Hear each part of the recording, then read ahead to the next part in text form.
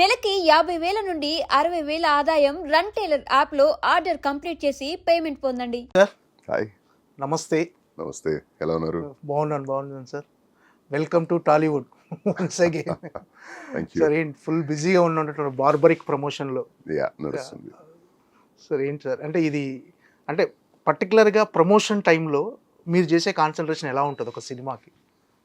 అంటే ఇప్పుడు ఒక సినిమా చేసామంటే అందులో ఎన్నో విషయాలు నచ్చి ఓకే అయ్యి తర్వాతనే ఫ్లోర్కి ఎక్కేస్తాం. తర్వాత అది అంత కంప్లీట్ అయిన తర్వాత ఒక జాయ్తో, ఒక హ్యాపీనెస్, ఒక జనాలు ఏమంటారో అనే ఒక క్యూరియాసిటీతో ఎదురు చూస్తూ, వాళ్ళ రెస్పాన్స్ గురించి ఎదురు చూస్తూ తెరకెక్కిస్తాం. So it's our time to tell our story and people to give their feedback. So ఇలా ఉన్నప్పుడు కొంచెం ఒక యాంగ్షియస్గాను ఉంటుంది, కొంచెం నర్వస్నెస్ ఉంటుంది, కొంచెం ఎగ్జైట్మెంట్ ఉంటుంది, అండ్ ఒక సెన్స్ ఆఫ్ కంప్లీట్నెస్ ఉంటుంది. అంటే మనం ఇప్పుడు కొన్ని సంవత్సరాల వెనుక ఒక థాట్గా విన్నది ఒక సినిమాగా మన ముందు రాబోతుంది, వెండి తెర మీద రాబోతుంది అనే ఒక జాయస్ ఫ్యాక్టర్ కూడా అది. సో దాన్ని వీలైనంత వరకు to the best of our capability or టైంని బట్టో లేదా రిసోర్సెస్ని బట్టో జనాల్లోకి తీసుకెళ్ళాలి అనే ఒక ఇంటెన్షన్. ఓకే, మీ ఎఫర్ట్స్ మొత్తం 100% పెట్టేస్తారు ప్రమోషన్లో? డెఫినెట్లీ. అంటే సింపుల్ కదా, అంటే మనకి యాజ్ ఐ టోల్డ్ యూ, కథ నచ్చి ఒప్పేసుకుని, ఆ క్యారెక్టర్ నచ్చి ఒప్పేసుకుని అందులో దిగి ఉంటాం కదా. So this is our time to say what we felt, okay, how we felt, why did we do this movie అని. సార్ ఏంటి సార్ ఎక్కువ సోషల్ మీడియాని ఫాలో అవుతుంటారా? అంటే నేను ఇప్పుడు చూస్తే మీరు ఎక్కువ ఫోన్లో లేదండి, నేను చాలా లేజీ. అంటే I cannot really keep track of things. మనది ఒక గ్రూప్ ఉంది, 2-3 గ్రూపులు ఉన్నాయి ఫ్రెండ్స్ది. ఓకే, సో అందులో వచ్చే ఫార్వర్డ్స్ మాత్రమే చూస్తారు. ఎక్కువ అంటే ఇన్ఫర్మేషన్ పర్పస్ చూస్తారా లేకపోతే ఎంటర్టైన్మెంట్? అంటే సి ఇన్ఫర్మేషన్ రాదని కాదు, but that limitation of few seconds ఉంది కదా, అందులో కంప్లీట్ ఇన్ఫర్మేషన్ రాదని నాకు అనిపిస్తుంది. అండ్ ఎక్కడో ఏదో విన్నప్పుడు దాన్ని రీసెర్చ్ చేయాలి మళ్ళీ. So that takes a little time. ఏదో హ్యాపీగా కూర్చొని ఫ్రీగా ఉన్నప్పుడు అది ఇది జోకులు పంపిస్తుంటారు కదా, సో వాటిని చూసుకోండి. ఓకే, అంటే మీ వాయిస్కి చాలా మంది ఫ్యాన్స్ ఉన్నారు సార్, చాలా పెద్ద ఫ్యాన్ బేస్ ఉంది మీ వాయిస్కి. ఏంటి సార్ ఏంటి ఈ వాయిస్ గాడ్ గిఫ్టా లేకపోతే మీ ఫ్యామిలీలో ఎవరి నుంచైనా వచ్చిందా మీకు? ఇలాంటి ఒక గంభీరమైన వాయిస్ మీ ఫ్యామిలీలో ఎవరికైనా ఉందా? నాకు తెలిసి ఎవరికి లేదు. తాతగారికి కొంచెం ఇలా ఉండింది అని చెప్తారు.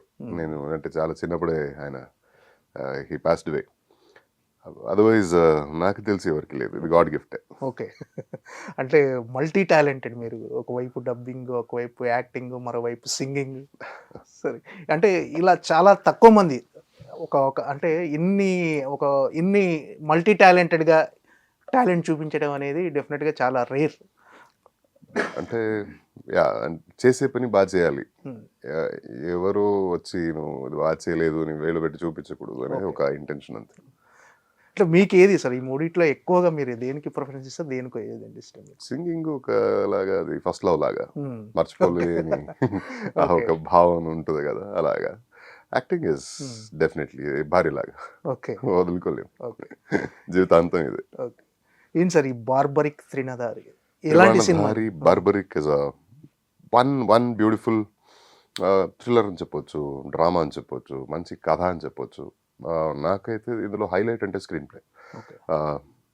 ఓ మంచి కథని కన్ని చక్కగా డిజైన్ చేసిన క్యారెక్టర్స్తో అమేజింగ్ స్క్రీన్ ప్లేలో ప్రజెంట్ చేస్తున్న ఒక మంచి ప్లాట్. త్రిబాణధారి బార్బరికుడి థీమ్, ఆ కాన్సెప్ట్, అంటే బార్బరికుడి కథ ఏదైతే ఉందో దాన్ని థీమ్గా పెట్టుకొని ఒక అద్దం లాంటి కథ. అంటే కథ చూస్తుంటే తెర మీద అందులో చాలా రిలేటబుల్ ఫ్యాక్టర్స్ ఉంటాయి. మనల్ని మనం చూసుకోవచ్చు, లేదా మన చుట్టుపక్కల ఎవరో జరిగిన విషయాలు గుర్తుకొస్తుంది. సో ఇలా ఉండే కదరా వాడు, ఇలా ఉండే తిని, ఇలా ఉండే కదా అనిపిస్తుంది. So it is so relatable and it's full of life. Okay, అంటే చాలా క్యారెక్టర్స్ ఉన్నాయి సార్ సినిమాలో. అందులో మీ స్పెషాలిటీ ఏంటంటే, మీ క్యారెక్టర్ స్పెషాలిటీ ఏంటి అంటే? ప్రతి ఒక్క క్యారెక్టర్కి స్పెషాలిటీ ఉంది. ఏ ఒక్క క్యారెక్టర్ కూడా ఏదో వచ్చి ఇలా వెళ్ళిపోయిందిరా అనేలాగా లేదు. ఊరికనే వచ్చి for the sake of it ఏదో ఫిల్లర్ లాగా రాదు. ఫర్ ఎగ్జాంపుల్ నేను కావచ్చు, సత్యరాజ్ గారు కావచ్చు, ఉదయ్ భాను గారు కావచ్చు, క్రాంతి అని ఒక అబ్బాయి చేశాడు, కొత్త అబ్బాయి, ఉమ్, వాడు కావచ్చు, సాంచి రాయ్ హీరోయిన్, నా కాంబినేషన్ ఉంటుంది. తన క్యారెక్టర్ కూడా అంటే ఒక షోల్డర్ క్యాండీ క్యారెక్టర్ కాదు. ప్రతి ఒక్క క్యారెక్టర్ కూడా మల్టిపుల్ లేయర్స్ ఉంటాయి, మల్టిపుల్ ఫేసెస్ ఉంటాయి, అండ్ చాలా డెప్త్లో ఉంటాయి ప్రతి ఒక్క క్యారెక్టరైజేషన్లో. And each character contributes something to the screenplay, something to the story. And చాలా బాగా రాసుకున్నారు. ఓకే. అండ్ నా క్యారెక్టర్ వచ్చేసరికి తెలుగులో మొదటిసారి మీరు ఇలా పాట పాడుతూ ఉమ్, అమ్మాయి వెనకాల తిరగడం, ఒక సాఫ్ట్వేర్ అప్రోచ్ ఉన్న క్యారెక్టర్ చూస్తాను నేను. ఫస్ట్ టైం ఇలాంటిగా ఇప్పటి వరకు తెలుగులో.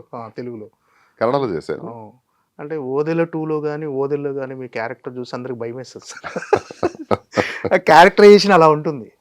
అంటే పూర్తి కాంట్రాస్ట్ క్యారెక్టర్ ఇది. ఓదల 1లో మీరు చూస్తే చాలా అమాయకుడు, ఉమ్, ఇన్నోసెంట్ని కార్నర్ చేసి డ్రివెన్ అప్ ద వాల్ అయిన తర్వాత అలా మారిపోతాడు. ఉమ్, సో ఆ అమాయకుడిని అలా చేసింది, మార్చింది భార్య. ఉమ్, సో యా, అందుకే అలా తయారాడు. And it's a continuation in the Odela 2. Okay. Yeah, I'm very happy to have performed those characters. అంటే సొసైటీలో మాకు తెలియకుండా ఎన్నో మంది ఇలా బాధపడి, ఆ బాధ వల్ల, డిప్రెషన్ వల్ల అలా ఇరుక్కుని, బయట రానికుండా సిచ్యువేషన్లో ఇరుక్కుని చాలామంది సూసైడ్ అంతా చేసుకుంటున్నారు. కొంతమంది డిప్రెషన్లోకి వెళ్ళి లైఫ్ పాడైపోయింది. అలాంటి కొన్ని క్యారెక్టర్స్ ఇలా రివోల్ట్ అయ్యి రాక్షసుల్లా తయారైపోయి they start harming the society, they become social evils. It's our responsibility basically. The best part of Odela franchise is that ఎవరిని అంత కార్నర్ చేయకు. So everybody has got their own self-respect, has got their own issues and troubles and traumas. So don't you poke too much. So బతకనివ్వండి అనేటువంటి ఒక concept అది. తిరుగుబడితే ఏమవుతుంది అనేది మీరు చూసారు. అదే ఆ ఒక రాక్షసత్వం, ఆ భీభత్సం ఏదో.